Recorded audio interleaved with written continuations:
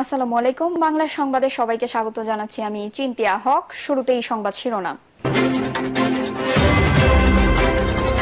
টিউলিপের উচিত এখন দায়িত্ব থেকে সরে দাঁড়ানো, বলছে দ্য টাইমস।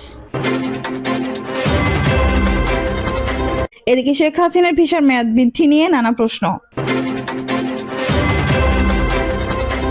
জানাবো লন্ডন ক্লিনিকে খালেদা জিয়ার চিকিৎসা সম্পর্কে যা জানা গেল, এবং সর্বশেষ জানাবো থানার ভেতর থেকে ওসির মরদেহ উদ্ধার। দর্শক, শুনছিলেন সংবাদ শিরোনাম, এখন বিস্তারিত। উচিত এখন দায়িত্ব থেকে সরে দাঁড়ানো, বলছে দ্য টাইমস। বাংলাদেশের রূপপুর পারমাণবিক বিদ্যুৎ প্রকল্পে দুর্নীতির অভিযোগ এবং লন্ডনে বিনে পয়সার ফ্লাইট নিয়ে চাপের মুখে পড়েছে ব্রিটিশ সরকার আর্থিক সেবা বিষয়ক প্রতিমন্ত্রী টিউলিপ সিদ্দিক, যার বিরুদ্ধে ইতিমধ্যে তদন্তের সিদ্ধান্ত নিয়েছে কর্তৃপক্ষ। যুক্তরাজ্য ওই তদন্ত চলার মধ্যে সিটি মিনিস্টার দায়িত্ব থেকে টিউলিপকে সরে দাঁড়ানোর আহ্বান জানিয়েছে দ্য টাইমস। দুর্নীতির বিস্তর অভিযোগ ওঠার পর তিনি আর দায়িত্ব চালিয়ে যেতে পারেন না বলেও রুপার্ট মারডোকের মালিকানায় থাকা ব্রিটিশ সংবাদপত্রটির সম্পাদকীয়তে লেখা হয়েছে। টিউলিপকে এই দায়িত্বের জন্য বেছে নেওয়ার প্রধানমন্ত্রী কিয়ার স্টারমারের সমালোচনাও করা হয়। এতে বাংলাদেশের ক্ষমতাচ্যুত প্রধানমন্ত্রী শেখ হাসিনার ভাগ্নি টিউলিপের বিরুদ্ধে দুর্নীতির অভিযোগ ওঠার পরেই তাকে দায়িত্ব সরিয়ে দেওয়ার দাবি উঠেছে। যদিও দুর্নীতির অভিযোগগুলোর বরাবরই অস্বীকার করে আসছে টিউলিপ। এমন প্রেক্ষাপটে লেবার পার্টির সিটি মিনিস্টার হিসেবে তাকে বাছাই করা স্বচ্ছ ছিল না মন্তব্য করে বুধবার দ্য টাইমস লিখেছে, টিউলিপ এই পদের জন্য একমাত্র বিকল্প ছিলেন না। তাকে দায়িত্বের জন্য বেছে নেওয়ার সমালোচনা করে সম্পাদকীয়তে লেখা হয়েছে, স্যার কিয়ার স্টারমার তার উত্তর লন্ডনের প্রতিবেশীদের রাজনৈতিক সূক্ষ্মদর্শিতা ও যোগ্যতা যাই হোক না কেন গুরুত্বপূর্ণ পদগুলোতে তার বসিয়ে রেকর্ড করেছেন। যুক্তরাজ্যের আর্থিক সেবা খাতের ভবিষ্যতে কিংবা কিভাবে লন্ডনকে শীর্ষস্থানীয় অর্থনৈতিক কেন্দ্র হিসেবে ধরে রাখা যায় সে ব্যাপারে হ্যাম্পেস স্টেট ও হাইগেটের এই এমপি কমই আগ্রহ দেখিয়েছেন। সম্পাদকীয়তে লেখা হয়েছে, যাই হোক, যুক্তরাজ্যের আর্থিক সেবা খাতের দায়িত্বে টিউলিপকে বসানোর সিদ্ধান্ত কতটা অবিবেচনাপ্রসূত ছিল তা সাম্প্রতিক সপ্তাহগুলোতে সামনে আসা অনেক প্রাসঙ্গিক কারণগুলোতে স্পষ্ট হয়ে উঠেছে। টিউলিপের বিরুদ্ধে তার খালা বাংলাদেশের ক্ষমতাচ্যুত কর্তৃপক্ষবাদী শাসক শেখ হাসিনার সঙ্গে আর্থিক সম্পর্কের ব্যাপারে অনেকগুলো অভিযোগ সামনে এসেছে। তদন্ত কর্মকর্তা টিউলিপের আবাসন বা উপহারের ফ্ল্যাট এবং এর সঙ্গে শেখ হাসিনার সংশ্লিষ্ট ব্যক্তিদের যোগসূত্র খুঁজবেন। তদন্ত চলাকালে তার সরে দাঁড়ানোই উচিত হবে। তবে তদন্ত যদি তিনি নির্দোষ প্রমাণিত হন, তাকে সরকারে ফিরিয়ে আনার পথ খুলে যাবে। বাংলাদেশের দুর্নীতির সঙ্গে তার সংশ্লিষ্টতা সামনে আসার আগে 2024 সালের আগস্টে টিউলিপ তার ফ্ল্যাট থেকে ভাড়া পাওয়ার বিষয়টি নিয়ে সংসদীয় তদন্তের মুখে পড়েছিলেন। সেই তদন্তে তিনি পার হয়ে যান। পরে এই নিয়ে প্রতিক্রিয়াগুলোতে প্রশাসনিক ভুল হয়েছিল বলে ক্ষমা চান। তবে এরপর জানা যায়, শেখ হাসিনা রাজনৈতিক নেতার কাছ থেকে 20 লাখ পাউন্ডের ফ্ল্যাট উপহার হিসেবে পাওয়ার পর তিনি সেখানে বসবাস করছেন এবং আগের ফ্ল্যাট থেকে ভাড়া নিচ্ছেন। আরো প্রকাশ পায়, তার পরিবারকে উপহার হিসেবে দেওয়া 2টি ফ্ল্যাটে তিনি বসবাস করছিলেন, যার মধ্যে একটি 2 বেডরুমের কিংস ক্রসের ফ্ল্যাট। শেখ হাসিনার মৃত্যু একজন আবাসন ব্যবসায়ী ওই ফ্ল্যাট টিউলিপকে বিনে পয়সা দিয়ে দেন। শেখ হাসিনা আরো 1 মিনিটের উপহার হিসেবে দেওয়া হ্যামস্টেডের একটি ফ্ল্যাটেও থেকেছেন টিউলিপ, যেটি তার বোনকে দেওয়া হয়েছিল, যদিও নিজের সম্পত্তির সঙ্গে আওয়ামী লীগ সভাপতি শেখ হাসিনার যোগসূত্রের বিষয়টি অস্বীকার করেছেন টিউলিপ। বাংলাদেশের রূপপুর প্রকল্পের দুর্নীতির অভিযোগের পর দুদকের অনুসন্ধান শুরুর বিষয়টিও উঠে এসেছে দ্য টাইমসের সম্পাদকীয়তে। সংবাদ মাধ্যমটি লিখেছে, রাশিয়ার অর্থায়নে পারমাণবিক বিদ্যুৎ প্রকল্পটির 3.9 বিলিয়ন পাউন্ড আত্মসাতের অভিযোগ উঠেছে টিউলিপ পরিবারের বিরুদ্ধে, যার অনুসন্ধান করছে দুদক। 2013 সালে প্রেসিডেন্ট ভ্লাদিমির পুতিনের সঙ্গে ওই প্রকল্পের চুক্তি স্বাক্ষরের অনুষ্ঠানও ছিলেন টিউলিপ। যদিও অর্থ আত্মসাতের অভিযোগকে মিথ্যা বলে দাবি করেছে তিনি।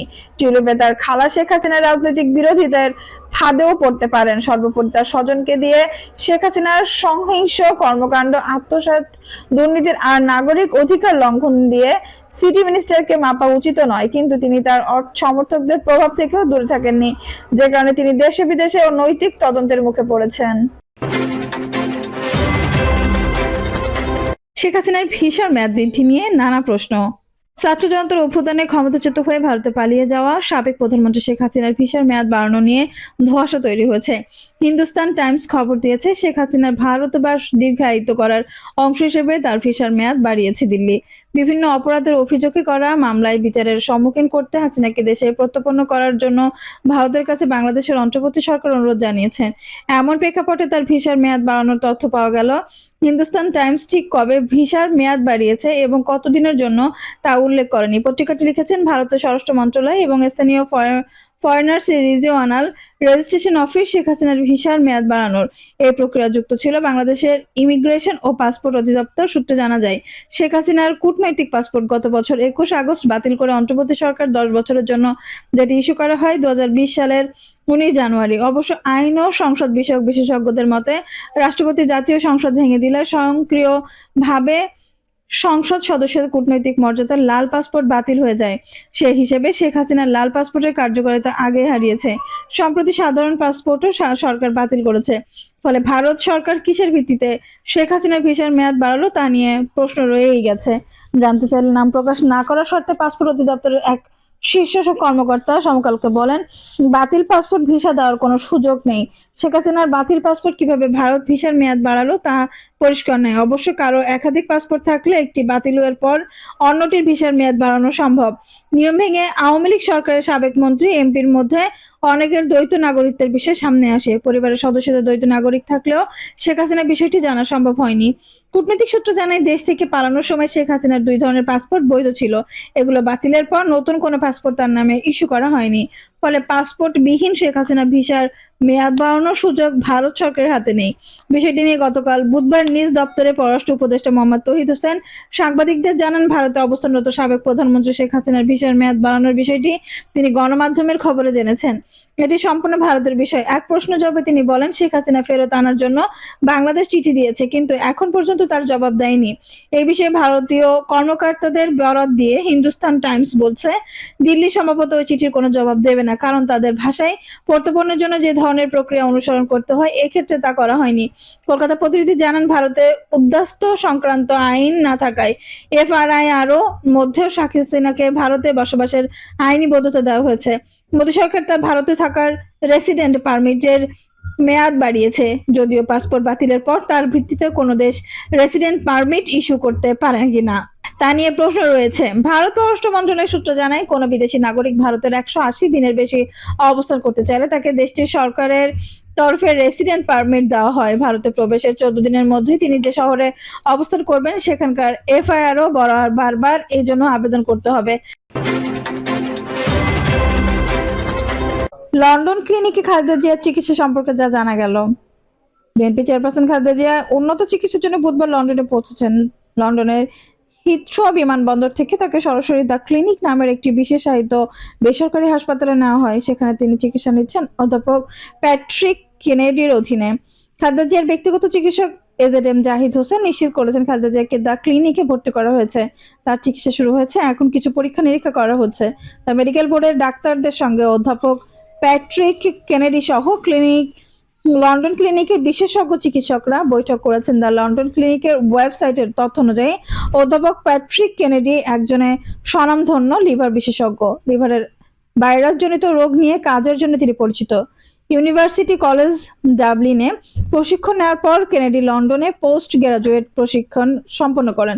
পরে 2009 সালে Barts and the London School of Medicine and ডেন্টিস্ট্রিতে জ্যেষ্ঠ প্রভাষক হিসেবে তিনি যোগ দেন। কেনেডি একজন ফিজিশিয়ান, কনসালটেন্ট এবং হেপাটোলজিস্ট হিসেবে আছেন। তিনি তরুণদের লিভার রোগ নিয়ে কাজ করছেন। পেশাদার ক্রীড়াবিদ ও প্রিমিয়ার লিগ ফুটবলের ক্লাবগুলোতেও তিনি লিভার রোগ নিয়ে কাজ করছেন। তিনি এসব প্রতিষ্ঠানে খেলোয়াড়দের লিভার রোগ নিয়ে পরামর্শ চিকিৎসা দিয়ে থাকেন। অধ্যাপক কেনেডি ক্রনিক হেপাটাইটিস বি সিএইচবি রোগ নিয়ে গবেষণা করেছেন। তার এই গবেষণার প্রধান লক্ষ্য ছিল লিভারের ভাইরাসজনিত রোগের চিকিৎসার ক্ষেত্রে বিশেষ পদ্ধতির বিকাশ ঘটানো। এ বিষয়ে 200টির বেশি গবেষণাপত্র, 90টির বেশি পিয়ার রিভিউ আর্টিকেলস সহ একাধিক বই লিখেছেন।